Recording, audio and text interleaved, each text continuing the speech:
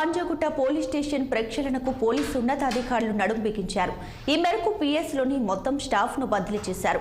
SI నుంచి home guard వరకు మొత్తం 85 మంది బదిలీ చేస్తూ హైదరాబాద్ సిపి శ్రీనివాస్ రెడ్డి కీలక నిర్ణయం తీసుకున్నారు.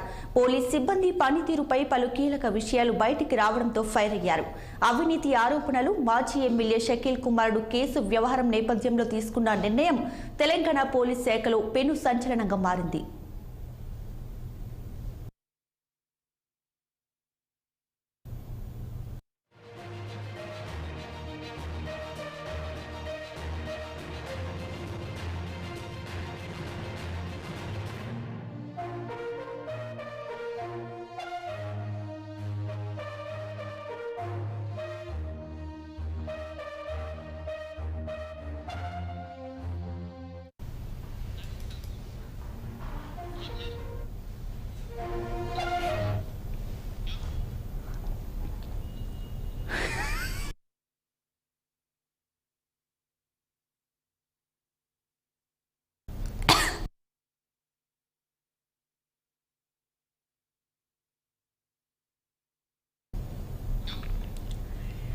హైదరాబాద్ పంజాగుట్ట పోలీస్ స్టేషన్ ప్రక్షాళనకు పోలీసు ఉన్నతాధికారులు నడుం బిగించారు. ఈ మేరకు పిఎస్లోని మొత్తం స్టాఫ్ను బదిలీ చేశారు.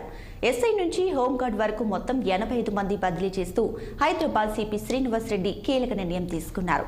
పోలీస్ సిబ్బంది పనితీరుపై పలు కీలక విషయాలు బయటకు రావడంతో ఆయన ఫైర్ అయ్యారు. ఇక అవినీతి ఆరోపణలు, మాజీ ఎమ్మెల్యే షకీల్ కుమారుడు కేసు వ్యవహారం నేపథ్యంలో తీసుకున్న నిర్ణయం తెలంగాణ పోలీస్ శాఖలో పెను సంచలనంగా మారింది.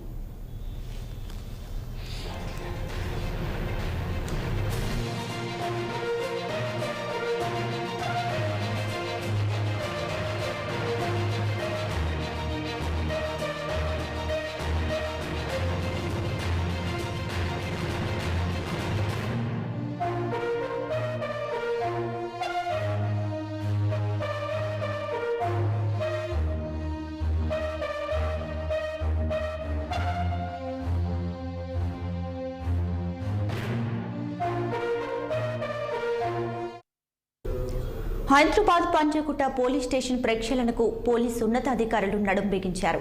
ఈ మేరకు పిఎస్లోని మొత్తం స్టాఫ్ను బదిలీ చేశారు. ఎస్ఐ నుంచి హోంగార్డ్ వరకు మొత్తం 85 మందిని బదిలీ చేస్తూ హైదరాబాద్ సిపి శ్రీనివాస్ రెడ్డి అయితే కీలక నిర్ణయం తీసుకున్నారు. పోలీస్ సిబ్బంది పనితీరుపై పలు కీలక విషయాలు బయటకు రావడంతో ఫైర్ అయ్యారు.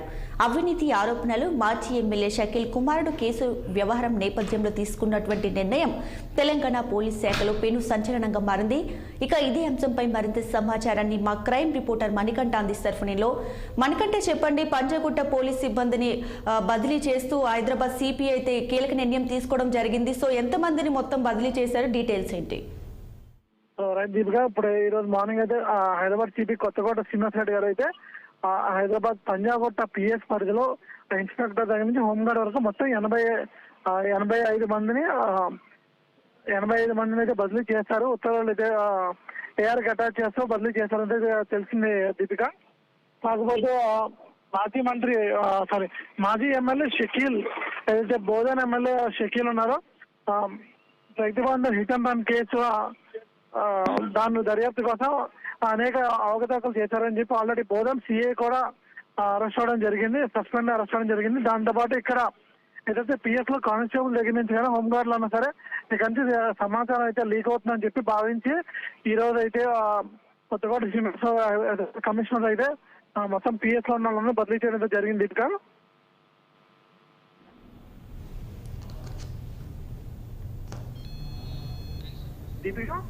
Thanks for the updates Manikanta.